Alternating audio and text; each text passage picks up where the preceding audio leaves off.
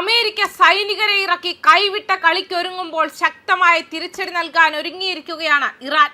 ഇറാനിൽ കടന്നുകയറുന്ന അമേരിക്കൻ സൈനികരെ സ്രാവിന്റെ ഭക്ഷണമാക്കുമെന്ന് ഇറാൻ പറയുന്നത് വെറുതെയല്ല. അവർക്ക് അതിനുള്ള ശേഷിയും സംവിധാനവും ഉള്ളതിനാലാണ്. അത് മണ്ടൻ ട്രംപിന് അറിയില്ലെങ്കിൽ അനുഭവിക്കുകയേ നിവർത്തിയുള്ളൂ എന്നും പറയുന്നുണ്ട്. കൂട്ടത്തോടെ അമേരിക്കൻ സൈനികർ കൊല്ലപ്പെട്ടാൽ പിന്നെ പ്രസിഡന്റ് പദവിയിൽ തുടരാൻ ട്രംപിന് കഴിയുകയില്ല. അമേരിക്കയുടെ അഭിമാനവും അന്തസ്സും കരുത്തും ലോകത്തിനു മുന്നിൽ കളഞ്ഞ പ്രസിഡന്റിനെ എങ്ങനെ കൈകാര്യം ചെയ്യണമെന്നത് അമേരിക്കൻ ജനതയും ആ നാട്ടിലെ സുരക്ഷാ സേനയുമാണ് തീരുമാനിക്കേണ്ടത്. അതിനുള്ള സാഹചര്യമാണ് ഇറാനായിട്ട് ഉടൻ ഉണ്ടാക്കി നൽകാൻ പോകുന്നത്. പേർഷ്യൻ ഗൾഫിലെ ഒരു ചെറിയ ദ്വീപാണെങ്കിലും ഇറാന്റെ ഹൃദയമാണ് ഖാർഗ്. ആ ഖാർഗ് പിടിച്ചെടുക്കാനാണ് ട്രംപ് കമാൻഡോകളെ ഇപ്പോൾ അയച്ചിരിക്കുന്നത്. വെറും 20 ചതുരശ്ര കിലോമീറ്റർ മാത്രം വിസ്തീർണമുള്ള ഈ പവിഴദ്വീപ് ഇറാന്റെ സാമ്പത്തിക ജീവനാഡിയാണ്.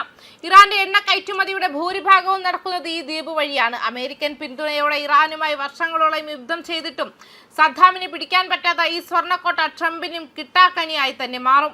അങ്ങനെ എന്ത് സാഹസത്തിന് അമേരിക്ക മുതിർന്നാൽ കടലിലൂടെ ഒഴുകുന്നത് രക്തമായിരിക്കും.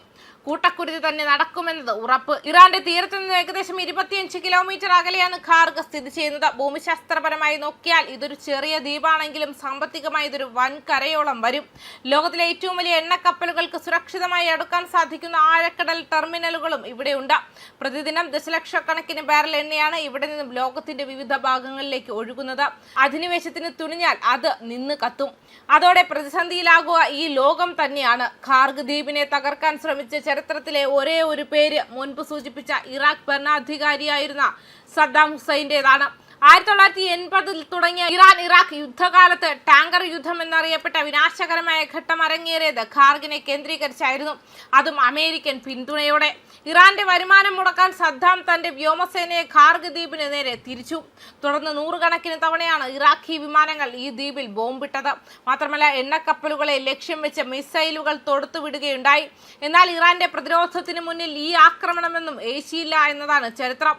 അമേരിക്കൻ നാവികസേനയുടെ ഇടപെടലുകൾ കൂടി തകർത്ത ഈ പ്രതിരോധത്തിന്റെ പുതിയ രൂപത്തെയാണ് അമേരിക്ക ഇനി നേരിടേണ്ടി വരിക. ഇറാന്റെ എണ്ണ പിടിച്ചെടുക്കുമെന്ന ട്രംപിന്റെ പ്രസ്താവന കേവലം ഒരു ഭീഷണിയല്ല. തന്റെ ആദ്യ ഭരണകാലത്ത് പോലും മാക്സിമം പ്രഷർ നയത്തിലൂടെ ഇറാന്റെ സാമ്പത്തിക സ്രോതസ്സുകൾ അടയ്ക്കാൻ അദ്ദേഹം ശ്രമിച്ചിട്ടുണ്ട്. അതിന്റെ തുടർച്ചയാണ് ഇപ്പോഴത്തെ നീക്കം. ഖാർഗ് ദ്വീപിനെ സൈനികമായി നേരിടുക എന്നത് അമേരിക്കൻ സേനയെ സംബന്ധിച്ച് വലിയ സാഹസമാണ്. ഇറാന്റെ ഏറ്റവും ആധുനികമായ മിസൈൽ പ്രതിരോധ സംവിധാനങ്ങൾ ഈ ദ്വീപിന് ചുറ്റും വിന്യസിച്ചിട്ടുണ്ട്. സൈനികമായി ഒരു ദ്വീപ് പിടിച്ചെടുക്കുക അത്ര എളുപ്പമുള്ള കാര്യമല്ല. ഇത് ചൈനയും റഷ്യയും ഉൾപ്പെടെയുള്ള വൻ ശക്തികളെ ഈ യുദ്ധത്തിലേക്ക് വലിച്ചിഴയ്ക്കാൻ കാരണമാകുമെന്നാണ് അന്താരാഷ്ട്ര മാധ്യമങ്ങൾ റിപ്പോർട്ട് ചെയ്യുന്നത്. അമേരിക്കയുടെ കരയുദ്ധം മുൻകൂട്ടി കണ്ട് ഖാർഗ് ദ്വീപിനെ ഒരു മരണക്കെണിയായാണ് ഇറാൻ ഒരുക്കിയിരിക്കുന്നതെന്നാണ് റിപ്പോർട്ടുകൾ. തോക്കിൽ കടുപ്പിക്കാവുന്ന മാൻപാഡ്സ് മിസൈലുകൾ മുതൽ തീരപ്രദേശങ്ങളിൽ വ്യാപകമായി വിന്യസിച്ചിരിക്കുന്ന ആന്റി പേഴ്സണൽ ആന്റി ആർമർ മൈനുകൾ വരെ ഈ പ്രതിരോധത്തിന്റെ ഭാഗമാണ്. ദ്വീപിന്റെ ഭൂമിശാസ്ത്രപരമായ പ്രത്യേകതകൾ ഉപയോഗപ്പെടുത്തി സൈന്യം ഇറങ്ങാൻ സാധ്യതയുള്ള ബീച്ചുകളിലും മറ്റും കനത്ത കെണികളാണ് സജ്ജമാക്കിയിരിക്കുന്നത്. കൂടാതെ ഇറാൻ മെയിൻലാൻഡിൽ നിന്നും വെറും 25 കിലോമീറ്റർ മാത്രം അകലെയുള്ള ഖാർഗിന് ആവശ്യമായ ബാലിസ്റ്റിക് മിസൈലുകൾ, ഡ്രോണുകൾ, ആർട്ടിലറി പിന്തുണ എന്നിവ നിമിഷങ്ങൾക്കുള്ളിൽ ലഭ്യമാക്കാൻ ഇറാന് മിന്നൽ വേഗത്തിൽ സാധിക്കും. ഇത് അമേരിക്കൻ മറൈൻസിനോ പാരാട്രൂപ്പേഴ്സിനു വലിയ തോതിലുള്ള നാശനഷ്ടങ്ങൾ വരുത്താൻ ശേഷിയുള്ള ഒരു അസിമെട്രിക് യുദ്ധതന്ത്രമാണ് എന്നതിൽ സംശയം വേണ്ട.